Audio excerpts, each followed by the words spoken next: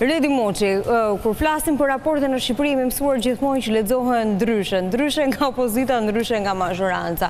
Ndërsa kishte një eufori të madhe nga ana e mazhorancës ditën e martë për çështjen e integrimit dhe avancimit aty, duket se dy deklaratat e ambasadës gjermane dhe asaj hollandeze na kthyen edhe një herë me këmbë në tokë. Si e shikoni?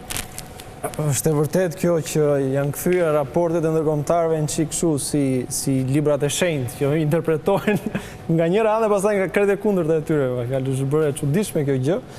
Edhe sepse zgjidhen të përmenden fjali që intereson njërës apo tjetrës palë në atë gjuhën diplomatike që përmban një raport, si thua. Megjithatë, unë mendoj që në rastin konkret krahasimi mund bëhet qartë as mes raportit i Barit të shkurtit me këtë të dytin, për të evidentuar, si thuash, këtë rritjen e pritshmërive, të kërkesave, të kushteve që tashmë duket sikur janë artikuluar qartazi në këtë raportin e dytë, me pak fjalë. Po edhe zëvendës kryeministri, ata e keni çështje interpretimi, sa? Dakor, atë do thot. Po megjithatë unë dua të shtroj dhe themi një pyetje ose një hipotezë që në fund ditës duhet të kuptojmë, ose ja kuptojnë shqiptarët se çdo thotë që integrohemi në Bashkimin Evropian. Sepse një ndër gjërat që nuk kupton kjo është që ajo influencë që kanë ambasadat në Shqipëri s'është më.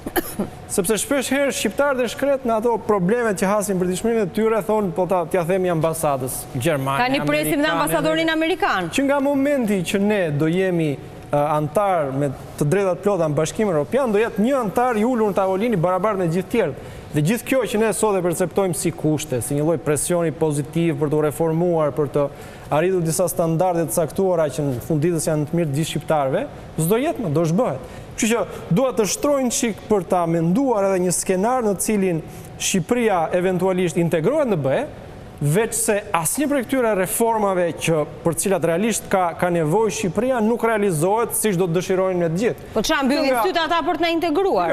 Pikërisht. Për shkak të situatës gjeopolitike. Absolutisht. Për shkak të interesave, situatës gjeopolitike, edhe për shkak të frikës se në shumë vende të Bashkimit Evropian mund ta marrë pushtetin ekstremi djathtë, i cili është kategorikisht kundër çdo lloj zgjerimi të BE-s, madje shpeshherë janë kundër edhe vetë pranisë vendet e tyra, pra antare.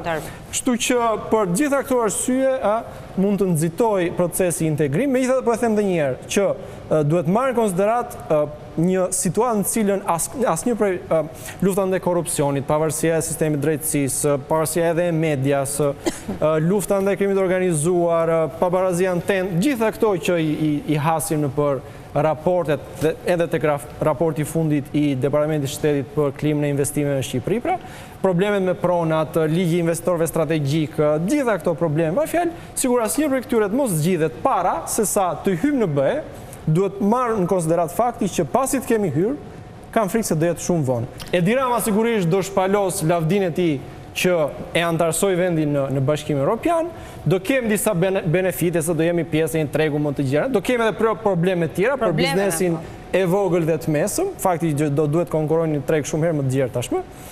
Do marrim edhe disa fonde shtese, disa këto pa dyshim, veç se në qoftë se nuk i realizojmë këto reforma para se sa të hyjmë në BE, frika ime është që do ndiqet modeli i Hungarisë nën Orbanin.